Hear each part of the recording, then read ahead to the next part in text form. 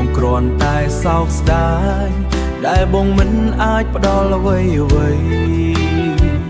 បើថ្ងៃណាបងមានអ្វីល្អជាងនេះអូននឹងត្រឡប់មកវិញទេឬអត់តែពេលនេះបងអាចត្រឹមតែបោះបង់ឲ្យអូនទៅរកផ្លូវដែលអូនជ្រើបងក្រណាស់អូនគ្មានអ្វីឲ្យអូនសង្សា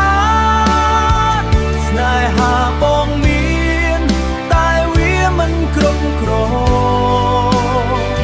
បងស្រឡាញ់អូនមិនជាមិនខ្លាញ់ខ្លាយតែភាពក្រីក្របំបែកអូនចេញពីបងទៅឆ្ងាយ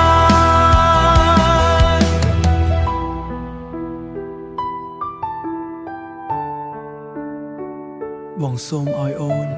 ជួបតែសុខសាន្តទោះបងនៅម្នាក់ឯងក៏បងនៅតែស្រឡាញ់អូន